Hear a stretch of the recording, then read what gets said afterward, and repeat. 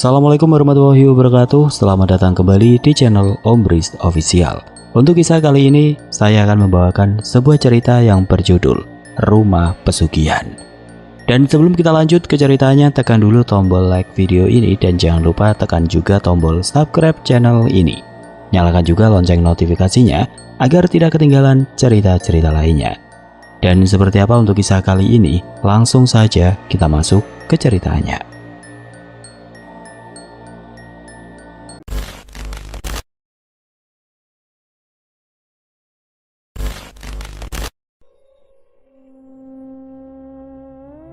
Aisyah memeluk tas ransel bututnya erat-erat saat mobil tua ayahnya, sebuah Suzuki Carry 90-an, menderu pelan di jalan menanjak menuju Lembang. Udara Januari 2013 terasa dingin, khas pegunungan Bandung Utara. Dengan aroma pinus dan tanah basah yang menyelinap melalui celah jendela mobil yang sudah usang. Di usianya yang baru 18 tahun, Aisyah merasa jantungan bercampur bangga. Ia baru saja diterima di Universitas Pendidikan Indonesia atau UPI, salah satu universitas ternama di Bandung, dengan beasiswa penuh dari Teh Mita, kerabat jauh ibunya, dan suaminya Kang Rudi. Namun di balik kebanggaan itu ada rasa asing yang menggelayuti di hatinya. Ia belum pernah bertemu Teh Mita sebelumnya, hanya mendengar cerita dari ibunya, bahwa wanita itu adalah sepupu jauh yang kini hidup makmur berkat bisnis properti Kang Rudi. Mobil berhenti di depan gerbang besi hitam yang megah, diapit tembok tinggi berlapis batu alam. Di kejauhan rumah besar bergaya modern dengan dinding kaca lebar dan atap miring terlihat mencolok di antara pohon-pohon pinus yang menjulang. Aisyah menelan ludah. Rumah ini jauh lebih mewah dari apa yang ia bayangkan. "Teh Mita bilang jemputan di sini saja," kata ayahnya, mematikan mesin mobil yang berderit. Aisyah mengangguk turun dari mobil dan menyeret langkahnya menuju gerbang. Ayahnya seorang sopir angkot di Pasir Kaliki, tampak canggung di lingkungan ini. "Hati-hati Aisyah, jangan lupa telepon ibu kalau ada apa-apa," pesannya sebelum kembali ke mobil. Teh Mita menyambut Aisyah di pintu depan dengan senyum hangat, namun ada sesuatu di matanya yang terlihat murung, seperti menyimpan beban tidak terucap. Wanita berusia akhir 30-an itu mengenakan daster sutra sederhana namun elegan. Rambutnya disanggul rapi. "Aisyah, alhamdulillah sampai dengan selamat. Masuk-masuk. Pasti capek di jalan," katanya, mempersilahkan Aisyah masuk. Di dalam, rumah itu terasa seperti keluar dari majalah desain interior. Lantai marmer mengkilap, sofa kulit putih besar, dan jendela-jendela raksasa menampilkan pemandangan Bukit Hijau Lembang yang mempesona.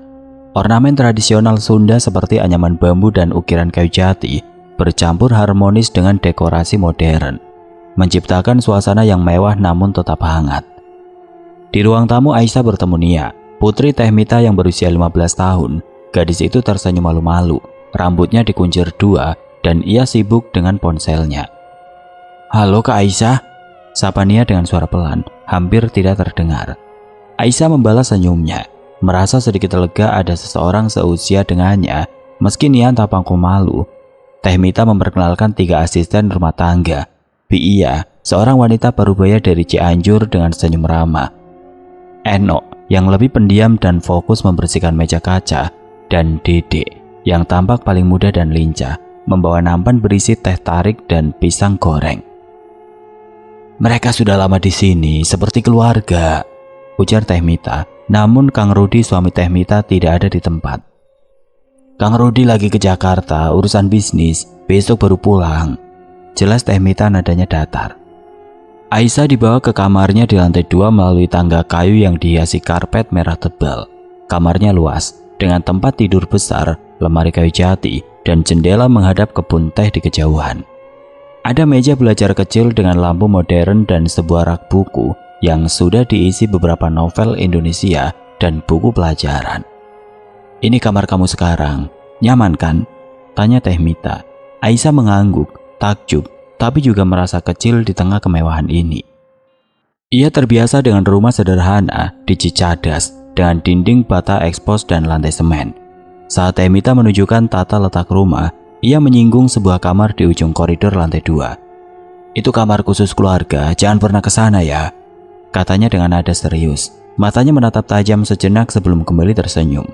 Aisyah mengangguk patuh meski rasa penasarannya mulai tergelitik. Pintu kamar itu terbuat dari kayu solid dengan gagang kuningan, terkunci rapat, berbeda dari pintu-pintu lain yang terlihat lebih ringan. Ada aura aneh dari kamar itu, seperti menyimpan rahasia yang tidak boleh disentuh. Malam itu setelah makan malam dengan menu soto Bandung dan lotek yang disajikan Bi Iya, Aisyah duduk di kamarnya. Membongkar tas, ia menemukan secari kertas dari ibunya, berisi doa dan pesan singkat. Belajar yang rajin, jaga sholat, jangan lupa pulang kalau libur. Aisyah tersenyum kecil, tapi hatinya terasa berat. Ia merasa jauh dari rumah, dari pasar Cicadas yang ramai, dari suara azan masjid di gang sempit, dan dari aroma kopi tubruk ayahnya setiap pagi. Di rumah megah ini semuanya terasa asing, meski semua orang berusaha membuatnya nyaman. Sebelum tidur, Aisyah sholat isya di kamar. Menggunakan mukena pemberian ibunya, ia mencoba membaca buku pegangan kuliah. Tapi pikirannya melayang ke kamar misterius itu. Mengapa terkunci? Mengapa Teh Mita begitu tegas melarangnya? Ia menggeleng, mencoba fokus pada kehidupan barunya. Besok adalah hari pertama kuliah dan ia harus bersiap. Namun di tengah keheningan malam Lembang, suara angin di luar jendela terdengar seperti bisikan, membuat bulu kuduknya merinding. Ia menarik selimut, berusaha menepis perasaan aneh itu dan memejamkan mata, berharap esok hari akan membawa kenyamanan yang ia cari. Aisyah terbangun pagi itu dengan aroma kopi Sunda yang kuat menyelinap ke kamarnya, bercampur bau embun khas Lembang. Cahaya matahari pagi menyelinap melalui celah-celah tirai biru di jendela, menerangi kamar yang masih terasa asing baginya. Ia melirik jam dinding. Pukul 6:30. Hari ini adalah hari pertama kuliah di UPI. Ia bersemangat untuk memulai babak baru dalam hidupnya. Ia bangkit dari tempat tidur, mengenakan mukena untuk sholat subuh yang tertunda karena kelelahan perjalanan kemarin. Lalu bersiap dengan pakaian sederhana. Kemeja putih, celana kain hitam dan jilbab katun warna krim yang selalu jadi andalannya. Di ruang makan, Teh Mita sudah menunggu dengan senyum tipis. Meja makan dari kayu jati dipenuhi sarapan yang menggoda. Nasi timbel, ayam goreng kunyit, sambal terasi, dan lalapan yang segar. Bi Iya, asisten rumah tangga yang ramah, sibuk menuang teh hangat ke cangkir-cangkir porselin. Makan yang banyak, Syah. Nanti naik angkot ke kampus capek kalau perut kosong, kata Teh Mita nadanya hangat tapi tetap ada sedikit keterasingan, seperti seseorang yang berusaha keras bersikap ramah. Aisyah mengangguk, mencomot sepotong ayam dan menikmati rasa gurih yang familiar, mengingatkannya pada masakan ibunya di Cicadas. Nia yang baru turun dari kamarnya dengan seragam SMA bergabung di meja makan. Gadis itu tampak ceria pagi ini, meski matanya sedikit sembab, seolah kurang tidur. Kak Aisyah, nanti ke kampus naik apa? Aku ke sekolah biasanya diantar sopir, tapi kalau mau bareng naik angkot, aku tahu rutenya, ujar Nia. Suaranya lebih terbuka dibandingkan kemarin. Aisyah tersenyum senang ada kesempatan akrab dengan Nia. Angkot aja nih, aku biasa naik angkot di Bandung kok, jawab Aisyah.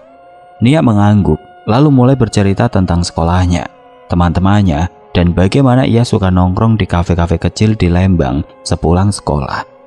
Aisyah mendengarkan dengan antusias, merasa sedikit lebih dekat dengan dunia baru ini. Perjalanan ke kampus berjalan lancar. Aisyah naik angkot Cicahem yang penuh sesak dengan penumpang pagi, mulai dari mahasiswa hingga pedagang pasar. Bau bensin bercampur aroma keringat dan parfum murah membuatnya teringat rutinitas di Bandung.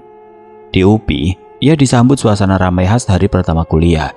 Gedung-gedung berarsitektur modern bercampur bangunan tua peninggalan Belanda terlihat megah di bawah langit cerah.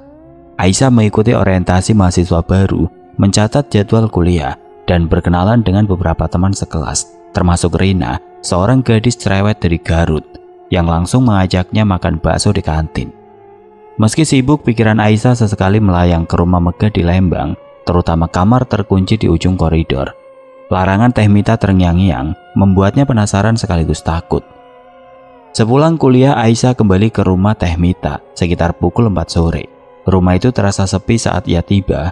Bi Iya sedang menyapu teras, Enok di dapur, dan Dede entah di mana.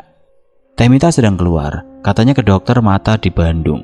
Sementara Nia belum pulang dari les piano, Aisyah memanfaatkan waktu untuk menjelajahi rumah, berusaha memahami tempat tinggal barunya. Ruang tamu dengan sofa kulit dan lukisan abstrak besar terasa seperti showroom, bukan rumah. Di sudut ruangan ada lemari kaca berisi koleksi keramik antik dan beberapa wayang golek kecil. Mungkin peninggalan keluarga Teh Mita yang asli Sunda. Tangga kayu menuju lantai 2 berderit pelan saat ia naik, menambah kesan tua pada rumah yang sebenarnya modern. Malam itu setelah makan malam bersama Nia dan Teh Mita, Kang Rudi masih di Jakarta. Aisyah kembali ke kamarnya untuk mengerjakan tugas orientasi. Ia menyalakan lampu meja, membuka laptop pinjaman dari beasiswa, dan mulai mencatat poin-poin penting dari brosur kampus. Sekitar pukul 22.30 saat rumah sudah sunyi, Aisyah terkejut oleh suara langkah kaki di koridor. Langkahnya pelan, seperti seseorang berjalan hati-hati, tapi cukup jelas untuk membuatnya menoleh. Ia menunggu berharap itu hanya Biia atau Eno yang masih bekerja.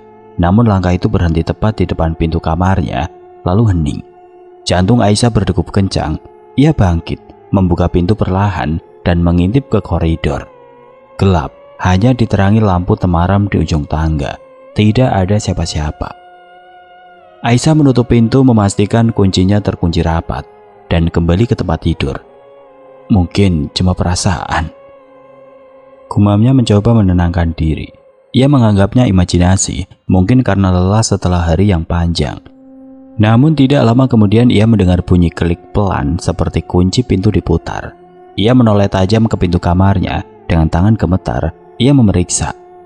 Daun pintu itu sedikit terbuka, meski ia yakin telah menguncinya tadi. Hawa dingin menyelinap masuk membawa aroma samar seperti bunga kering. Aisyah buru-buru menutup pintu lagi, menguncinya 2 kali, dan menyalakan semua lampu kamar. Jantungnya masih berdegup kencang, tapi ia memaksakan diri untuk tidur, menarik selimut hingga menutupi kepala. Keesokan paginya Aisyah mencoba melupakan kejadian malam itu. Ia bersiap ke kampus lagi, tapi perasaan aneh mulai menggelayuti. Saat sarapan ia memperhatikan Nia yang tampak lebih pendiam dari biasanya. Sibuk dengan ponselnya, Teh Mita seperti selalu tersenyum tapi matanya tetap murung. Aisyah ingin bertanya tentang suara langkah atau pintu yang terbuka, tapi ia urungkan. Ia tidak ingin dianggap paranoid di hari-hari pertamanya di rumah ini. Namun saat berjalan menuju halte angkot, ia merasa seperti ada yang mengawasinya dari balik jendela lantai 2. Ia menoleh, tapi tidak melihat apa-apa selain tirai yang bergoyang pelan. Di angkot ia mencoba fokus pada kuliah, tapi pikirannya terus kembali ke rumah megah itu. Ke koridor gelap dan ke kamar terkunci yang seolah menyimpan rahasia kelam. Hari-hari berikutnya Aisyah mulai menyesuaikan diri dengan rutinitas. Ia bangun pagi, sholat, sarapan dengan Nia, lalu berangkat ke kampus. Di UPI, ia semakin akrab dengan Rina, yang sering mengajaknya ke warung-warung kecil di sekitar kampus untuk makan mie atau serabi. Namun setiap pulang ke rumah Teh Mita, perasaan tidak nyaman itu kembali. Rumah itu terlalu sepi untuk ukurannya, dan meski Biia, Eno, dan Dede selalu ada, mereka jarang berbicara lebih dari sekedar sapaan. Kang Rudi akhirnya pulang dari Jakarta, tapi pria itu pendiam.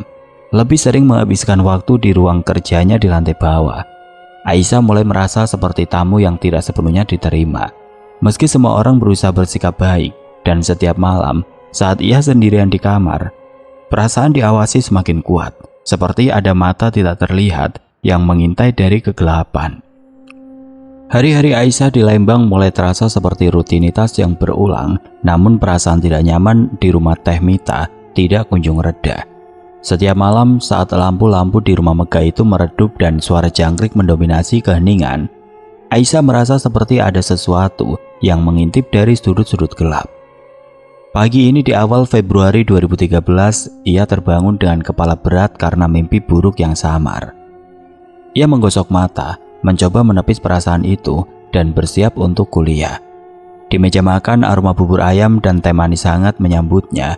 Nia sudah duduk di sana, asik dengan ponselnya, sementara Teh Mita sibuk berbicara di telepon dengan nada pelan, seolah tidak ingin didengar. Aisyah, nanti pulang kuliah langsung ke sini ya. Jangan mampir-mampir dulu, soalnya kita mau makan malam bareng Kang Rudi. kata Teh Mita setelah menutup telepon. Nadanya ramah, tapi ada ketegasan yang membuat Aisyah hanya bisa mengangguk. Nia menoleh sekilas, memberikan senyum kecil, tapi matanya seperti menyimpan rahasia. Aisyah ingin bertanya tentang kamar di ujung koridor, tapi lagi-lagi ia menahan diri.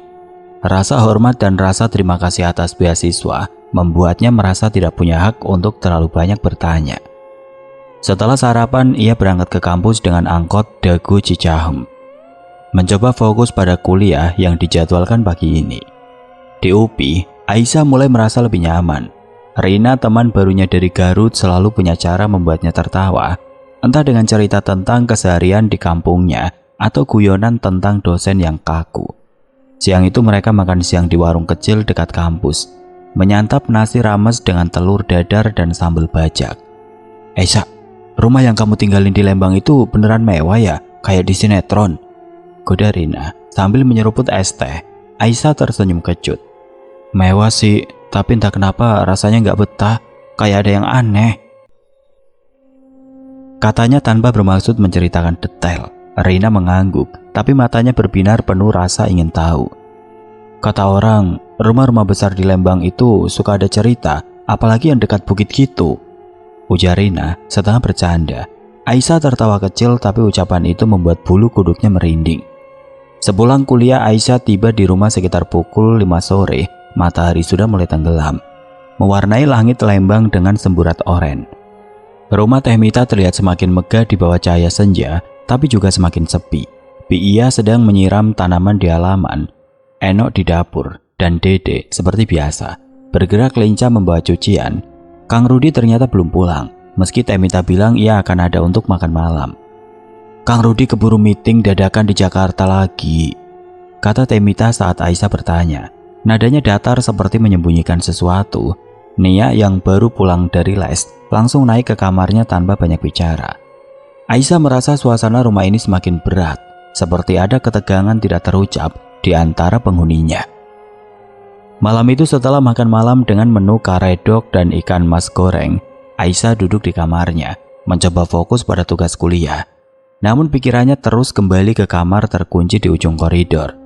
Beberapa hari lalu saat makan malam, Nia pernah nyeletuk bahwa kamar itu adalah tempat spesial milik keluarga. Tapi ia langsung mengalihkan pembicaraan saat Aisyah bertanya lebih lanjut. Aisyah mencoba mengabaikan rasa penasarannya, tapi malam ini entah kenapa, dorongan untuk tahu lebih banyak terasa tidak tertahankan. Ia menunggu hingga rumah benar-benar sepi. Sekitar pukul 11, suara televisi di ruang tamu sudah mati, dan lampu-lampu di lantai bawah hanya menyisakan cahaya temaram.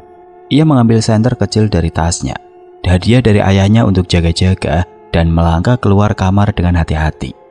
Koridor lantai 2 terasa lebih dingin dari biasanya. Angin malam Lembang menyusup melalui jendela yang sedikit terbuka, membuat tirai bergoyang pelan.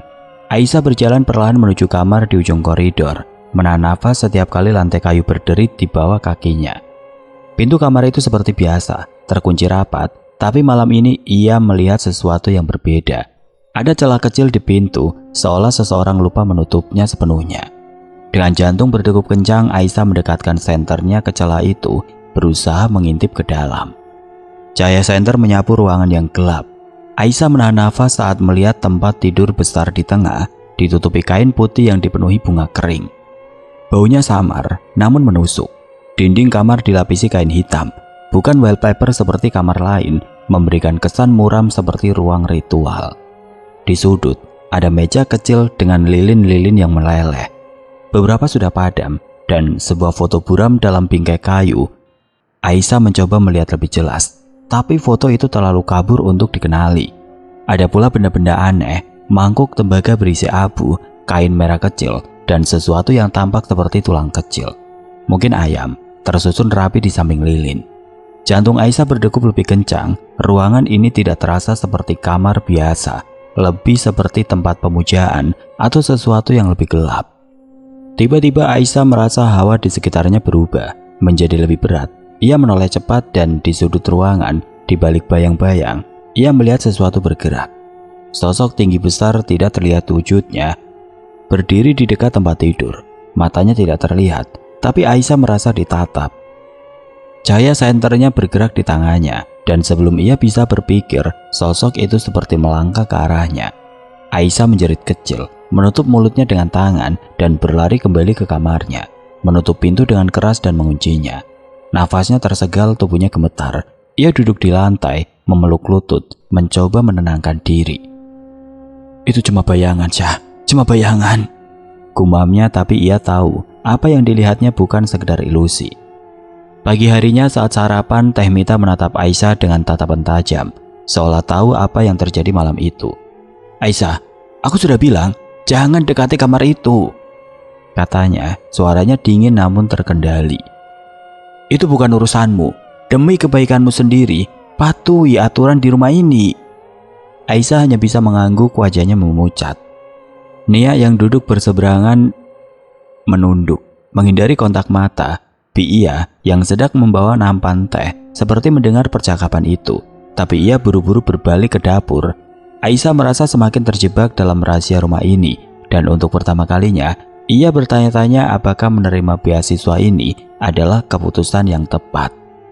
Aisyah duduk di bangku kuliah, mencoba fokus pada dosen yang sedang menjelaskan teori pembelajaran behaviorisme, tapi pikirannya terus kembali ke malam sebelumnya.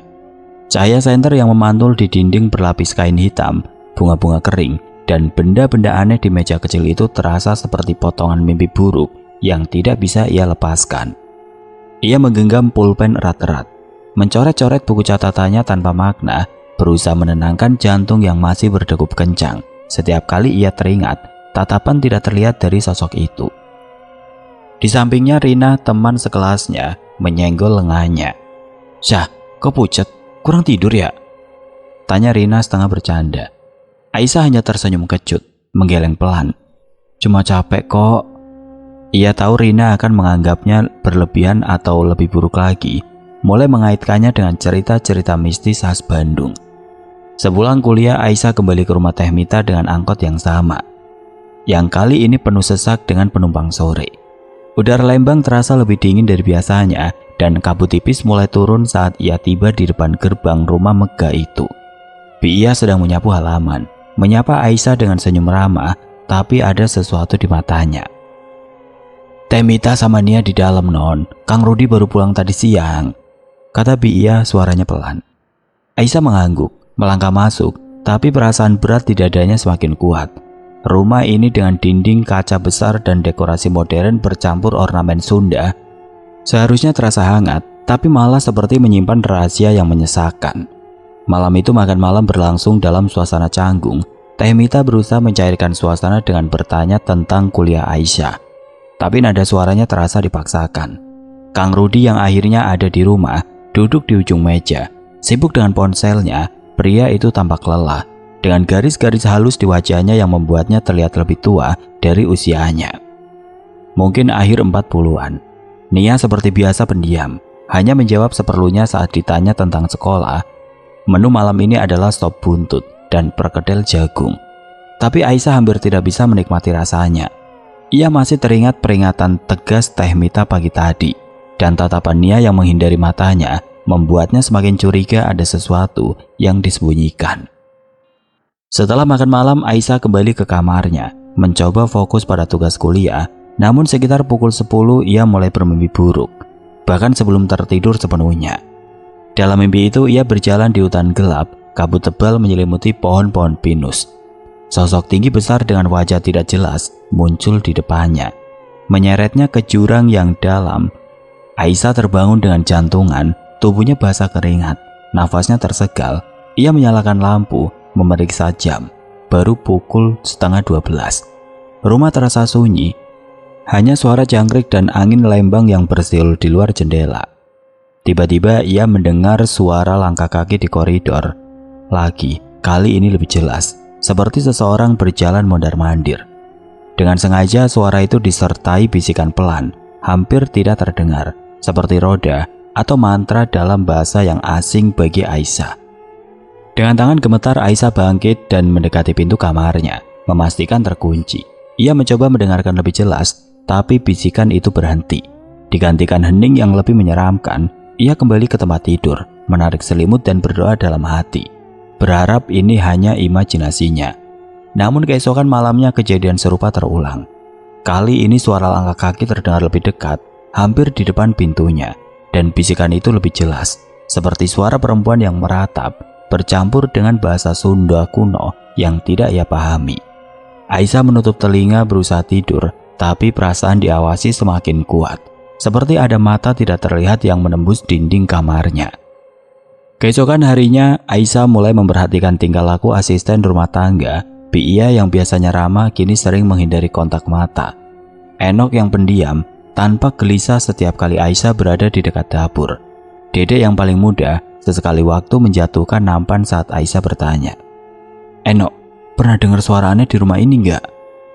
Dedek hanya menggeleng cepat, buru-buru pergi. Aisyah mulai merasa mereka tahu sesuatu, tapi takut bicara. Di kampus, ia mencoba mencari tahu lebih banyak tentang keluarga Teh Mita dari Rina, yang ternyata punya kenalan di Lembang. "Kata temanku, keluarga itu dulu biasa saja, tapi setelah anak sulung mereka, Siti, meninggal tahun 2008, mereka tiba-tiba kaya raya. Terus suami pertama Teh Mita, Kang Bima, juga meninggal tragis tahun 2011. Orang-orang bilang keluarga itu berubah." Cerita Rina suaranya pelan seperti takut didengar. Aisyah terkejut mendengar hal ini. Ia tahu sedikit tentang Siti dari ibunya, gadis berusia 17 tahun yang meninggal karena kecelakaan mobil di jalan menuju Lembang. Tapi kematian Kang Bima, ibunya tidak pernah cerita. "Tragis, gimana?" tanya Aisyah, rasa penasarannya kembali muncul. Rina mengangkat bahu. "Katanya jatuh dari balkon rumah itu. Ada yang bilang kecelakaan, ada yang bilang entahlah. Orang Lembang suka bikin cerita." Aisyah merasa jantungannya kembali. Tapi ia tidak ingin terbawa gosip. Namun malam itu mimpi buruknya semakin jelas. Sosok tinggi besar itu kini berbicara dalam bisikan, memanggil namanya. "Aisyah, Aisyah," dengan suara yang dalam dan menggema. Keesokan harinya Aisyah nekat mendekati Ia saat ia sedang mencuci piring di dapur. "Bi, kamar di ujung koridor itu sebenarnya buat apa? Kok semua orang takut ngomongin?" tanya Aisyah, suaranya pelan tapi penuh tekad. Ia menoleh, wajahnya memucat. "Non Aisyah, jangan tanya-tanya itu urusan keluarga, bukan tempat non ikut campur." Aisyah merasa frustasi, tapi juga takut. Ia mulai mencurigai bahwa kejadian aneh di rumah ini ada kaitannya dengan masa lalu keluarga Teh Mita, terutama kematian Siti dan Kang Bima. Ia teringat rumor yang pernah didengar ibunya tentang keluarga ini. Tapi dulu ia menganggapnya sekedar cerita iseng. Kini ia tidak yakin lagi. Malam itu Aisyah tidak bisa tidur. Ia duduk di tempat tidur memeluk bantal, mencoba membaca Al-Quran dari ponselnya untuk menenangkan hati. Tapi suara langkah kaki kembali terdengar. Kali ini lebih lambat, seperti seseorang menyeret kaki di koridor. Aisyah mematikan lampu berharap kegelapan akan membuatnya merasa lebih aman. Tapi justru sebaliknya, ia merasa ada sesuatu di luar pintu, menunggu, mengintai. Dengan tangan gemetar ia menyalakan lampu kembali, berusaha mengabaikan ketakutannya. Tapi di sudut kamar bayangan kecil bergerak cepat, seperti siluet seorang yang lenyap begitu ia menoleh. Aisyah menahan jerit, menarik selimut dan berdoa hingga pagi, berharap malam ini segera berakhir. Aisyah duduk di tepi tempat tidur, matanya merah karena kurang tidur. Malam-malam terakhir di rumah Teh Mita terasa seperti siksaan. Suara langkah kaki, bisikan yang tidak jelas, dan mimpi buruk tentang sosok tinggi besar itu kini menghantuinya, bahkan di siang hari. Pagi ini 10 Februari 2013, udara Lembang terasa lebih dingin dari biasanya, dengan kabut tebal yang menyelimuti bukit-bukit di sekitar rumah. Aisyah memandang keluar jendela kamarnya ke arah kebun teh yang samar di kejauhan. Berusaha menenangkan diri, tapi perasaan diawasi terus mengintai, seperti ada mata tidak terlihat yang mengikuti setiap gerakannya. Ia tahu ia tidak bisa terus mengabaikan ini. Ada sesuatu yang salah dengan rumah ini, dan ia mulai merasa bahwa rahasia di balik kamar terkutuk itu adalah kunci dari semua keanehan. Di meja makan, sarapan pagi terasa lebih tegang dari biasanya. Teh Mita seperti selalu berusaha bersikap ramah, menyajikan nasi goreng kampung dengan telur mata sapi dan kerupuk udang. Tapi matanya yang murung dan senyum yang dipaksakan membuat Aisyah semakin curiga. Nia yang biasanya ceria meski pendiam kini tampak pucat, seperti menyimpan beban besar.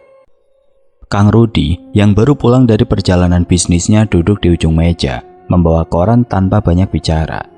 Aisyah memperhatikan bagaimana semua orang di rumah ini seolah menghindari topik tertentu, terutama tentang kamar di ujung koridor. Ia ingin bertanya, tapi peringatan tegas Teh Mita beberapa hari lalu masih terngiang membuatnya menahan diri.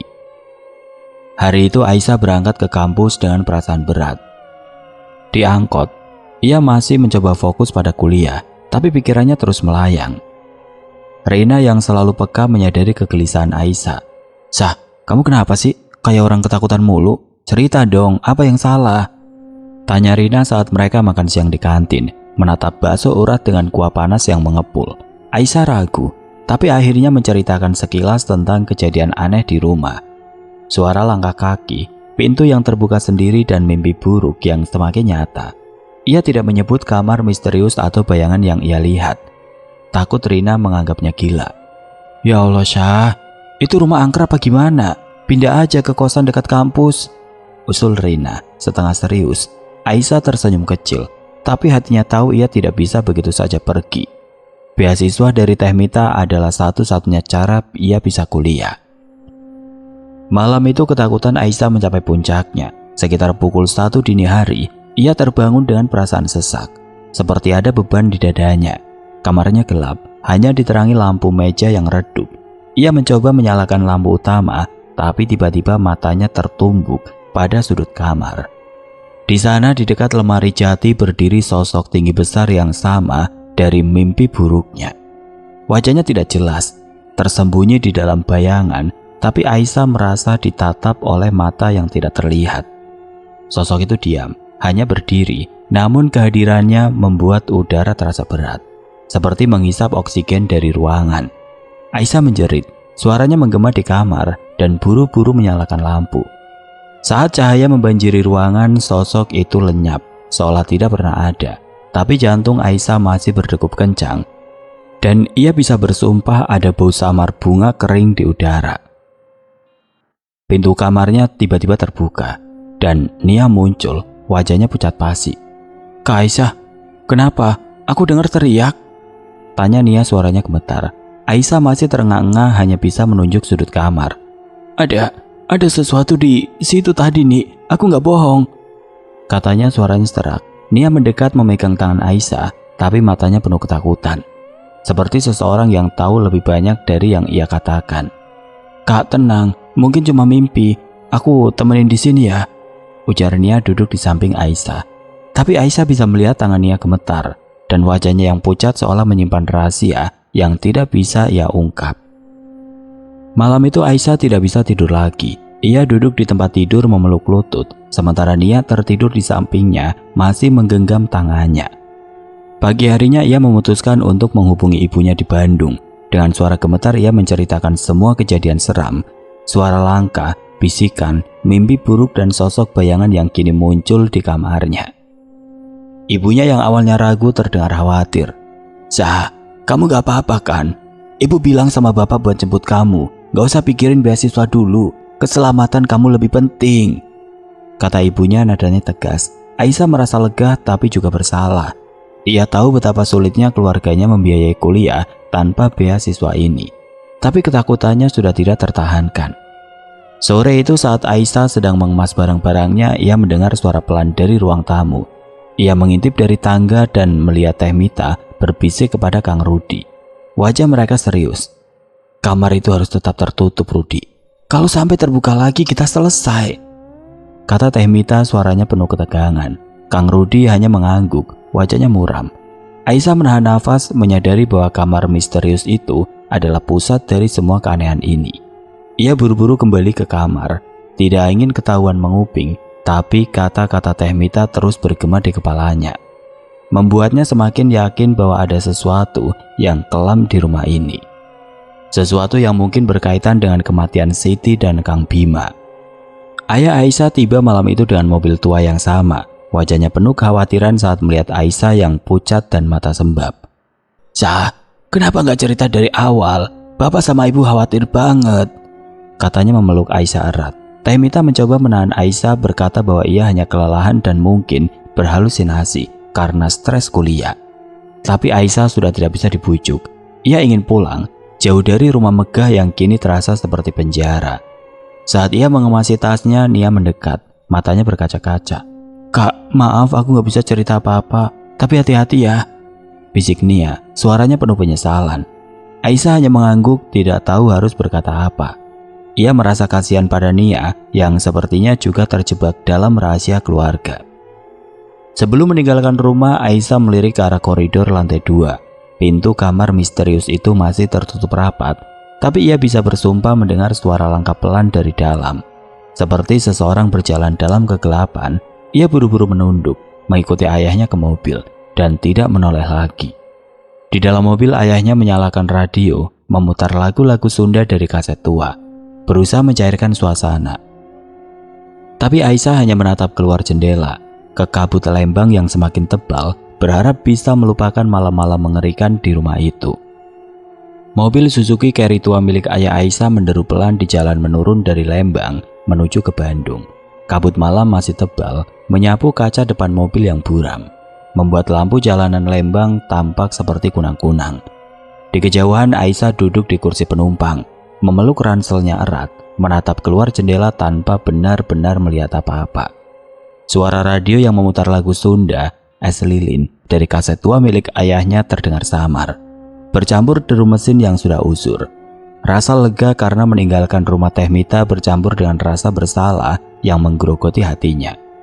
Ia tahu beasiswa dari Teh Mita adalah kesempatan emas untuk keluarganya yang sederhana.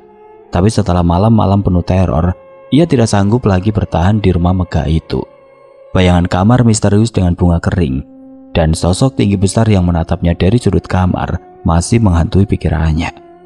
Ayahnya yang biasanya ceria dengan cerita tentang penumpang angkotnya di Pasir Kaliki kini pendiam. Wajahnya yang penuh keriput tampak tegang. Matanya sesekali melirik Aisyah dengan khawatir. "Cah, kamu gak apa-apa kan? Cerita sama bapak. Apa yang bikin kamu takut banget di sana?" Aisyah menarik nafas dalam, ragu. Ia tidak ingin ayahnya menganggapnya berlebihan, tapi ia juga tidak bisa menyimpan semuanya sendiri lagi. Dengan suara pelan ia menceritakan sekilas.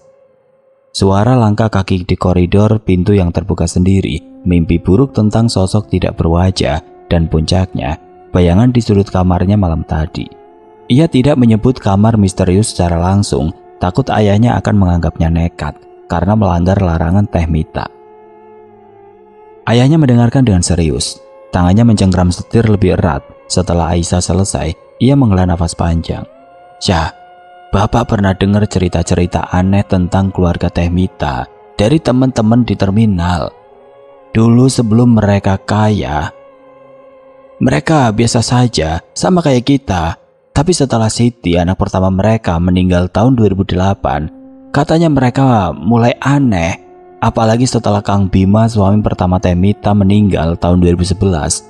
Orang-orang bilang mereka pakai cara-cara nggak wajar buat dapetin kekayaan," kata ayahnya, suaranya pelan, seperti tidak ingin cerita itu didengar oleh malam. Aisyah menelan ludah. "Cara nggak wajar gimana, Pak?" Ayahnya menggeleng, wajahnya muram. "Bapak juga nggak tahu pasti, Sa. Orang-orang bilang macam-macam, dari pesugihan sampai hal-hal yang nggak masuk akal. Tapi Bapak nggak percaya begituan. Yang jelas kalau kamu nggak nyaman, Bapak sama Ibu nggak mau maksa kamu tinggal di sana. Kuliah bisa kita pikirin nanti," katanya. Nadanya tegas tapi penuh kasih. Aisyah mengangguk, matanya berkaca-kaca. Ia tahu betapa sulitnya keluarga membiayai kuliah tanpa beasiswa. Tapi saat ini ia hanya ingin merasa aman lagi. Kembali ke rumah sederhana di Cicadas dengan aroma kopi tubruk ibunya dan suara azan dari masjid di gang. Perjalanan ke Bandung terasa panjang, meski hanya sekitar 1 jam. Saat mobil memasuki kawasan Pasir Kaliki, lampu-lampu kota yang ramai mulai terlihat, menggantikan kegelapan Lembang yang berkabut. Aisyah merasa nafasnya lebih lega, seperti beban di dadanya perlahan terangkat. Rumah mereka di Cicadas dengan dinding bata ekspos dan lantai semen yang sudah retak-retak, terasa seperti surga dibandingkan rumah megah Teh Mita. Ibunya menyambut di pintu dengan pelukan hangat, wajahnya penuh kekhawatiran. "Ya Allah, Sah, Ibu kira kamu kenapa? Pucat banget mukanya." Aisyah hanya tersenyum lemah. tidak ingin menceritakan lagi apa yang ia alami, ia hanya ingin melupakan. Malam itu setelah mandi dan sholat Isya, Aisyah duduk di ruang tamu kecil rumahnya, menyantap soto Bandung buatan ibunya. Aroma kuah kuning dan daging sapi yang lembut terasa seperti pelukan hangat, membawanya kembali ke rasa aman yang sudah lama hilang. Ia bercerita sedikit pada ibunya tentang kejadian di rumah Teh Mita, tapi menghindari detail yang terlalu menyeramkan. Ibunya mendengarkan dengan serius, lalu berkata, "Syah, ibu nggak tahu pasti apa yang terjadi di sana, tapi ibu pernah dengar dari tante-tante di pasar bahwa keluarga Teh Mita punya rahasia. Kematian Siti dan Kang Bima bikin mereka berubah. Ibu nggak mau kamu terlibat sama hal-hal yang nggak jelas." Aisyah mengangguk, merasa bersyukur bisa pulang. Hari-hari berikutnya Aisyah mencoba melanjutkan hidupnya di Bandung. Ia kembali ke kampus bertemu Rina dan berusaha fokus pada kuliah. Tapi bayangan kamar misterius itu terus muncul di pikirannya, terutama saat ia sendirian. Setiap malam ia memeriksa pintu kamarnya 2 kali, takut mendengar suara langkah kaki atau bisikan seperti di Lembang. Ia juga menghindari membaca buku atau menonton film horor, takut imajinasinya kembali liar. Rina yang kini jadi teman dekatnya sering mengajaknya ke kafe-kafe kecil di Dago atau Cihampelas untuk mengalihkan perhatian. "Syah, lupain deh rumah angker itu, mending kita cari kosan bareng, lebih seru." Meski berusaha move on, Aisyah tidak bisa sepenuhnya melupakan pengalaman di rumah Teh Mita. Ia sering memikirkan Nia yang tampak terjebak dalam rahasia keluarganya. Ia juga teringat bisikan Teh Mita kepada Kang Rudi tentang kamar itu harus tetap ditutup. Dan rumor tentang pesugihan yang disebut ayahnya. Apakah kematian Siti dan Kang Bima benar-benar hanya kecelakaan, atau ada sesuatu yang lebih gelap di balik kekayaan mendadak keluarga itu? Aisyah tidak ingin tahu lebih banyak. Ia hanya ingin menjaga jarak dari Lembang dan semua misterinya. Sebulan kemudian Aisyah mendapat kabar dari ibunya bahwa Teh Mita menelpon, menanyakan kabar dan meminta maaf atas ketidaknyamanan di rumahnya. Teh Mita juga menawarkan untuk melanjutkan beasiswa, tapi dengan syarat Aisyah tinggal di kosan dekat kampus, bukan di rumah mereka. Aisyah menolak dengan halus, memilih mencari beasiswa lain meski lebih sulit. Ia tidak ingin terikat lagi dengan keluarga yang menyimpan rahasia kelam. Di malam-malam yang sunyi saat angin Bandung bertiup kencang, Aisyah kadang masih mendengar suara langkah samar di kepalanya. Seperti gema dari koridor rumah Teh Mita, ia menggenggam tasbih pemberian ibunya, berdoa agar masa lalu itu tidak pernah kembali menghantuinya. Tapi di lubuk hatinya ia tahu bahwa kamar misterius di Lembang akan selalu menjadi bayangan yang sulit dilupakan. Oke teman-teman, sekian untuk kisah kali ini. Bagaimana menurut kalian tentang kisah ini? Tulis komentar kalian di kolom komentar. Dan buat teman-teman yang baru bergabung, jangan lupa untuk like, comment, share, serta subscribe channel ini. Dan nyalakan juga lonceng notifikasinya agar tidak ketinggalan cerita-cerita lainnya. Dan akhir kata, wassalamualaikum warahmatullahi wabarakatuh.